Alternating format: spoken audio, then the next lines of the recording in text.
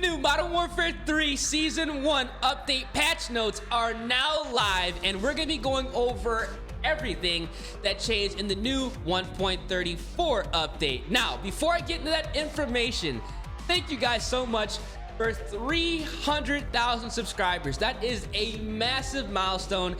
Y'all are amazing. Now, if you want to stay to date with any and all news, as well as updates, as well as best class setups and settings, feel free to drop a like on the video, subscribe to the channel, and turn those post notifications. Let's get into it. We're gonna jump right to the weapon balance because that's what's really important about all these updates. But you guys can see here, we have the new EMP kill streak, and we also have the new Swarm kill streak. So these two are returning from previous Call of Duties. The Swarm should be able to get us a lot of kills, and the EMP is going to take out all electronics, which is going to be really nice. We also have the Assassin Vest, which is going to keep us off the UAV, which honestly, I'm really curious to see how this is going to play out.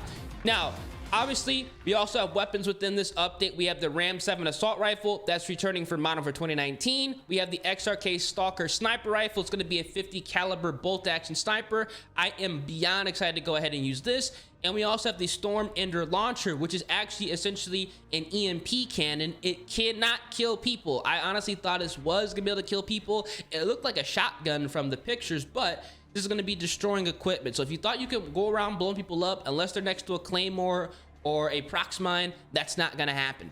Now, we also have a number of aftermarket parts. We have the Jack Purifier, the Jack Eden double barrel kit. We have the Jack Thunder LMG kit. We have the Jack BRB. We have the Jack Bullseye.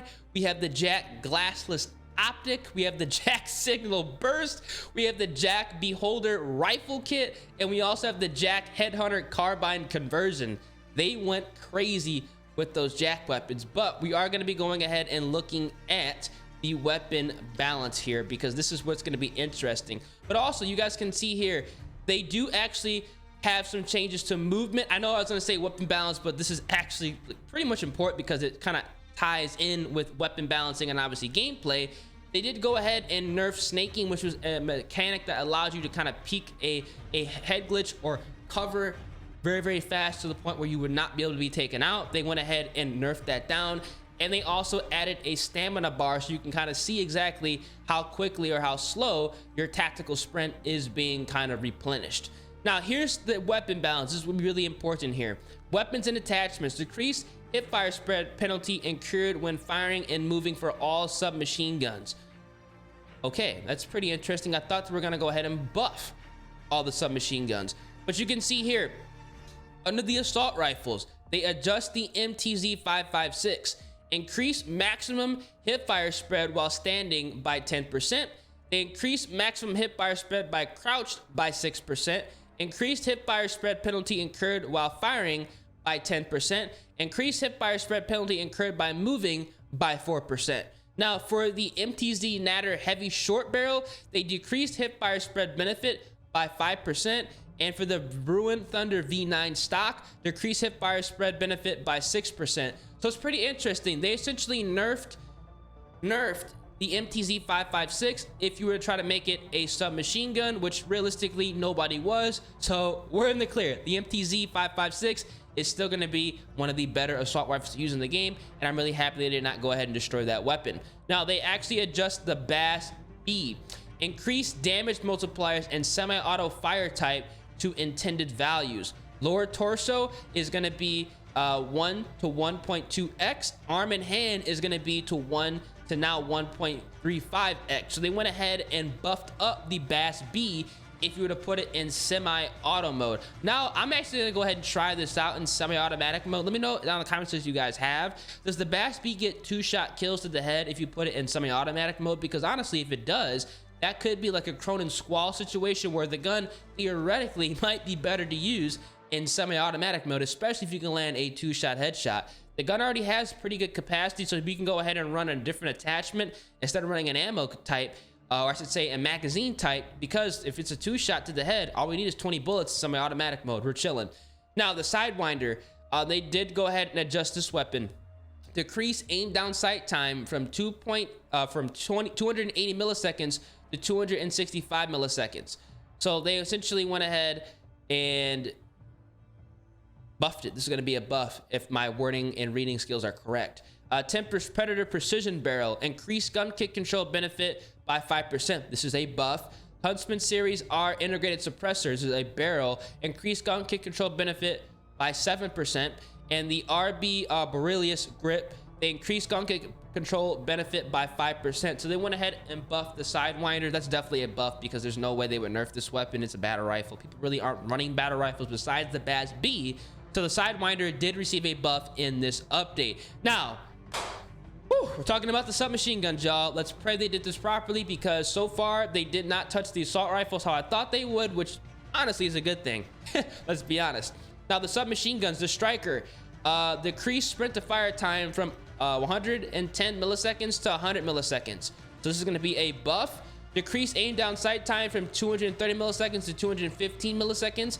This is a buff. And the Striker stubby barrel, which nobody ran, added 9% aim down sight time benefit. So the Striker received a buff this update, which is going to be a massive W here. I definitely think that, you know, all the SMGs need to be better at the respective ranges. It looks like they're going ahead and doing that. Now the WSP Swarm decreased sprint to fire time from 110 milliseconds to 88. That's going to be a buff. And they increased aim down sight time from 190 to 175. So they buffed the WSP Swarm and the Striker, two of the better submachine guns. They went ahead and adjusted, which again is going to be a massive W. The Striker 9 decreased sprint to fire time from 110 to 100, decreased aim down sight time from 225 to 205, and they also went ahead and adjusted the stubby barrel, which nobody really ran on here, and they added aim down sight time, you know, benefit, which is going to be amazing. Now, shotguns. Let's go ahead and take a look at this because the shotguns realistically weren't as good as I thought they were going to be in this game. Tac sprint or tac stance will no longer reduce pellet count. So they didn't really buff the shotguns. Okay, I guess that's honestly pretty much a W because nobody really wants to have overpowered shotguns. Marksman rifles, MCW 6.8, equipping the full auto conversion kit and 60 round drum magazine will no longer result in a broken aim down sight animation. Good thing I never even ran that yet. Melee, riot shield, decreased melee damage from 50 to 75. And they added a 100% movement speed penalty when stowed, or 10% movement penalty when stowed, which is actually amazing. So pretty much you can't run around like you have a turtle, you know, shell on your back anymore. That's been nerfed down. But to go ahead and counteract that, the shield is now a 2-shot kill, or I should say a 2-hit kill instead of a 3-hit kill like it was before. So the riot shields, you know, it's not as annoying as it was, but they're still kind of annoying. Attachments, the breacher device muzzle, decreased hip fire spread benefit by 14%, resolved an issue that prevented one-hit melee kills in round-based modes. That's interesting. Bruin tactical vertical grip underbarrel, decreased hip fire spread benefit by 8%. Hollow point ammunition, decreased inflicted sprint penalty time from 800 milliseconds to 200 milliseconds. So if you got shot with the hollow point, you would slow down. That's interesting. Oh shit. Okay, MW2 carry forward. So they're going ahead and adjusting the MW2 weapons. Increased ammo reserve for all MW2 weapons. Okay, so they buffed the ammo reserve for all MW2 weapons to kind of, you know, mirror the MW3 weapons. Decreased hip fire spread and benefit of underbarrel vertical grips by 5 to 12%. Decreased hip fire spread benefit from application of if applicable lasers by 2 to 5%. Excuse me, it's early in the morning. Assault rifles, the M4. So they buffed the M4. I was not expecting to touch any of these guns. Increased maximum damage from 28 to 35.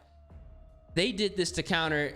They definitely did this to counter the Holger 5.56, the MTZ, as well as the MCW.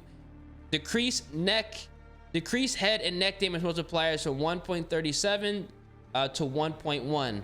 So they kind of nerfed the head and neck damage multiplier, but they buffed up the range. This is probably to prevent this gun from getting 3-shot kills. Now for the TAC V, increased lower torso, leg, and foot damage multipliers from 0.8 to 1.1x. That's interesting. So they went ahead and they buffed the TAC V. The Vaznev 9K. They buffed the Vaznev 9K. What? Increased near medium damage from 29 to 30. The ISO 45 received a buff. Increased maximum damage from 30 to 33. They buffed the KV broadside shotgun. Increased far minimum damage range from 9 to 10. and they decreased aim down sights spread significantly. So they buffed the KV broadside. Yo, holy cow. The RAL LMG, they buffed the RAL, decreased aim down sight time from 470 to 390. They decreased sprint to fire time from 375 to 320, and they also decreased tactical sprint from 496 to 416. So the RAL received a massive buff. The 5.56 Icarus increased maximum damage from 28 to 34. Decreased head damage multiplier from 1.4 to 1.1. Okay, that's understandable. Marksman rifles, SPR 208. They increased maximum damage range from 15 to 20, and they increased aim down sight time from 370 to 340. Holy shit. Handguns, the Basilisk, they went ahead and they increased maximum damage range from 5 to 7, increased near medium damage range from 6 to 15, and they increased far medium damage range from 17 to 23. So all of these weapons received a massive buff. That's insane here, man. I was not expecting to go ahead and adjust Modern Warfare 2 guns, but they went ahead and did that. Honestly, I'm really with this update. Let me know down in the comment section what you guys think. Is this update a W or a complete L? Honestly, all the guns I thought they were gonna nerf down, they did not. They buffed the weapons I thought they were gonna buff, and they went ahead and adjusted some more guns that realistically needed to be adjusted as well. So overall, I think this update is a massive W. Let me know down in the comment section, and as always, if you guys enjoyed, make sure you drop a like on the vid, subscribe to the channel, turn on those notifications. I'll see you guys in season 1.